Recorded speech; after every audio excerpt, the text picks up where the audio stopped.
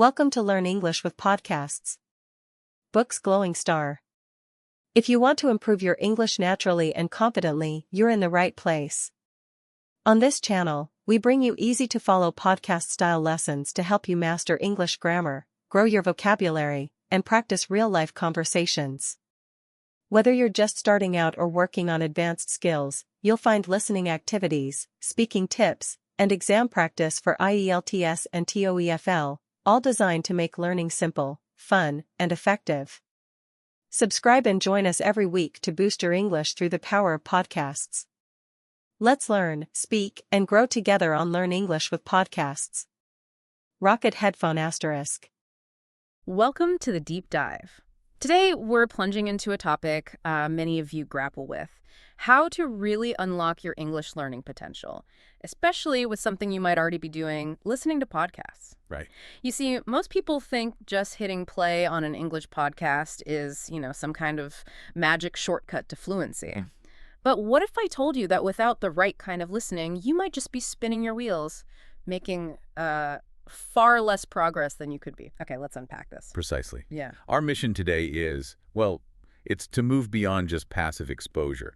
We want to show you how to use podcasts as a powerful, targeted tool to really accelerate your English improvement. Okay. And we've synthesized insights from, a whole stack of sources: experienced language teachers, academic research, even real-world online discussions. Like on Reddit and places like that? Exactly. To give you a really comprehensive understanding, this deep dive is custom-tailored for you, the learner, to cut through all that information overload and hopefully deliver those impactful aha moments you're looking for. Yeah, those aha moments are key.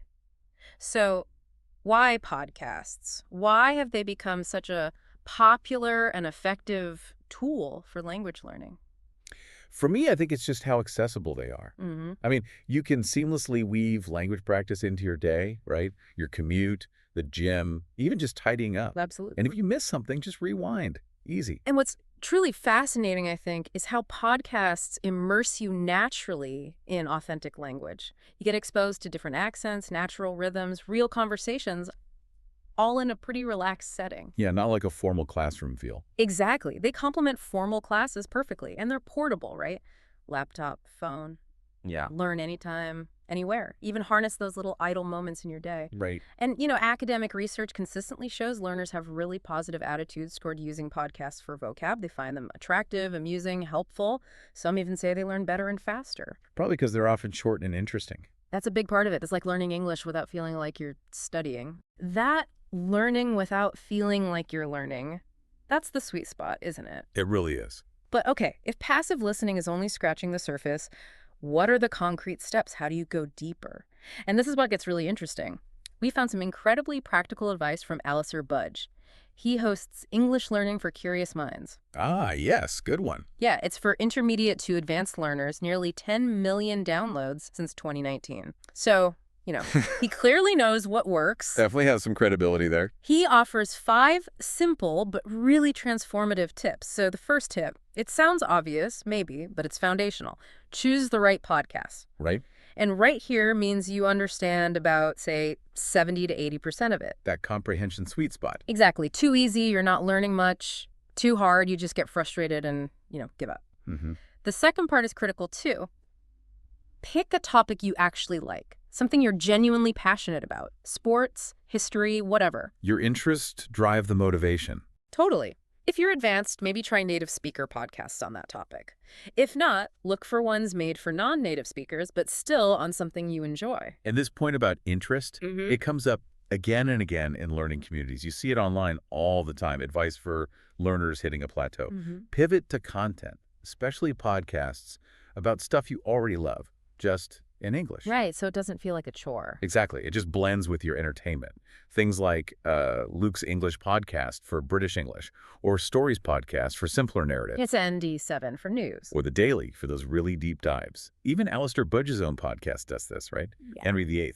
Antarctic exploration. Topics designed to grab your mind first. Teach English second. Okay, so you found your podcast. Perfect topic, right level. But this next tip is, I think, a huge differentiator.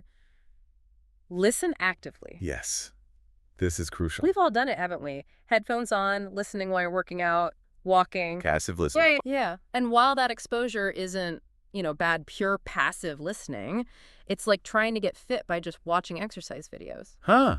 Good analogy. You see it, but you're not building muscle. Exactly. Your progress will likely be, well, agonizingly slow. Spot on. Your brain needs to be engaged. So dedicate specific time, distraction-free time, just for listening. Doesn't have to be hours, right? No, not at all. Even 15, 20 minutes where your only focus is the language, that gives far greater results. Yeah. It's about being intentional, truly processing it, not just letting it wash over you. Intentionality. I like that. Okay, now tip 3.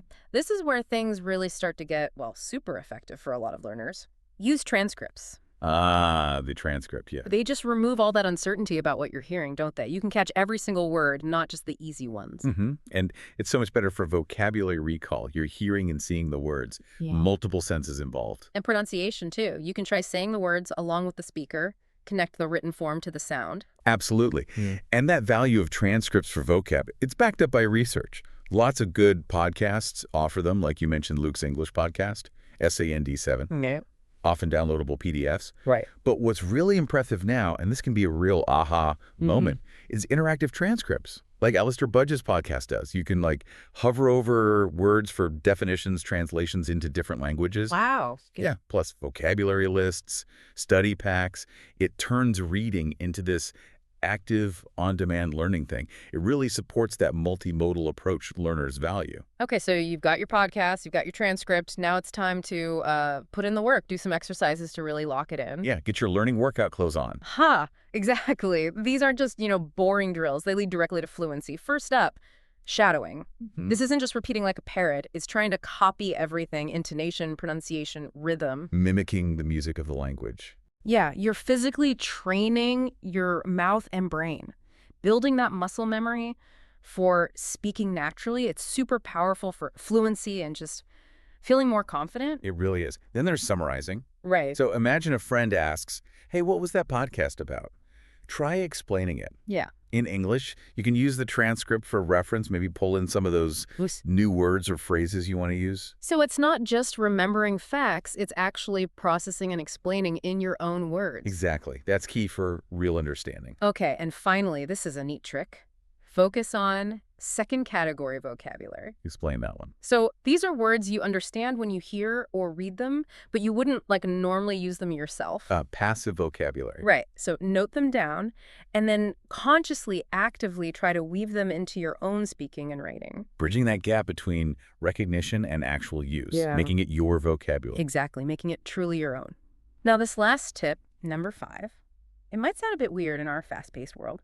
Always on to the next thing, right? But it's maybe the most effective. Take your time. Focus on one episode multiple times. Counterintuitive, but powerful. Yeah.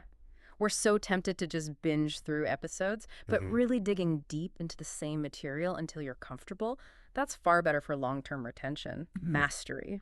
Definitely. You can even think of it like a 5-day cycle, maybe. Oh, interesting. How would that work? Well, day 1, just listen. Get the main ideas.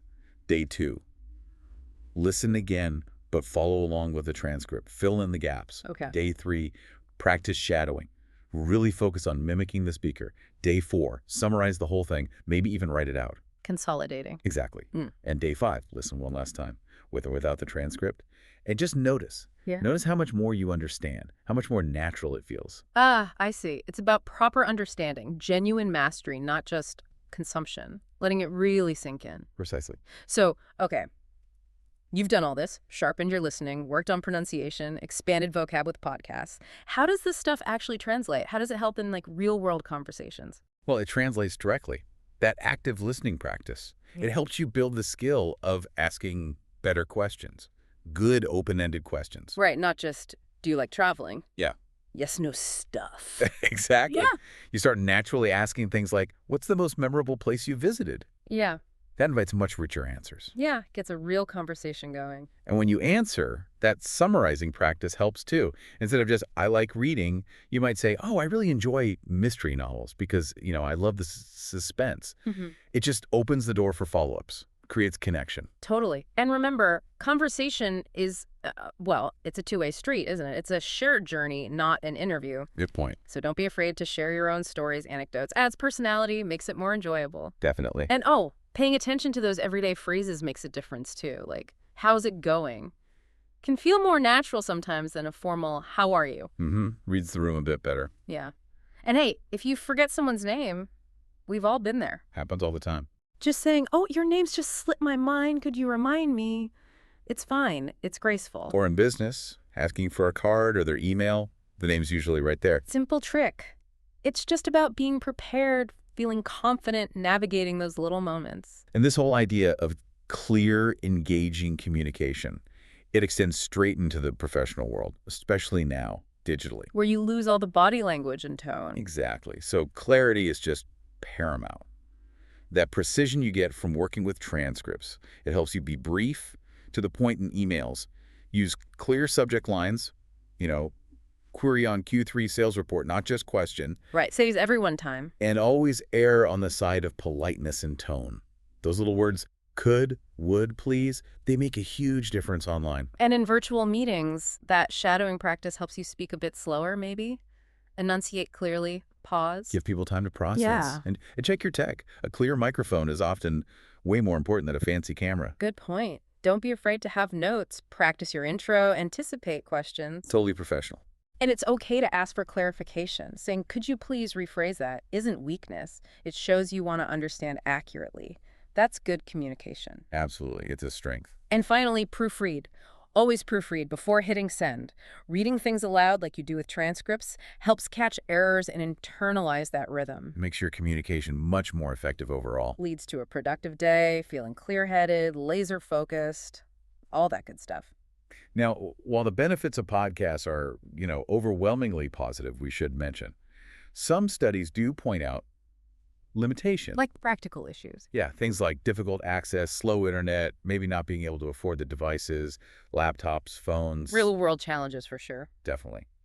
But what's crucial, I think, is that even with those hurdles, most learners in these studies still found podcasts easy, effective, and really motivating. So it's about navigating those challenges. Yeah, finding workarounds, free Wi-Fi, libraries, downloading when you do have a connection, listening offline, adapting and using what you have. Absolutely. And it's just vital to remember, isn't it, that language learning is, well, it's gradual. It's a journey. Full of ups and downs. Totally. You'll have days you feel stuck, like you've hit a plateau. Progress feels slow. That's completely normal. Everyone feels that way sometimes. The important thing is just keep going. Keep practicing these active techniques. Keep listening. Keep speaking. Allow yourself to make mistakes. Every little bit adds up.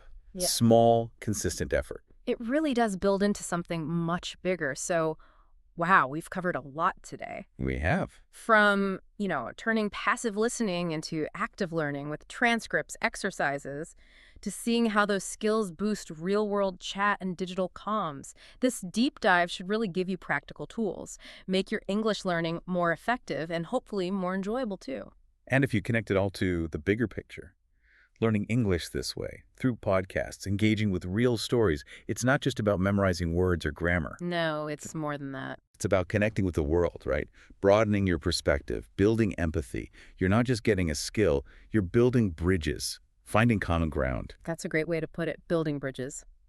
So the next time you put on a podcast, remember these tips. Every conversation, every story, it's a chance to improve. Maybe think about this. What's one specific communication challenge you face in English, maybe repeatedly, and how could you tackle that now using one of these strategies we talked about? Nice takeaway question. Give it some thought. Until next time, keep challenging yourself, keep listening attentively, and stay curious.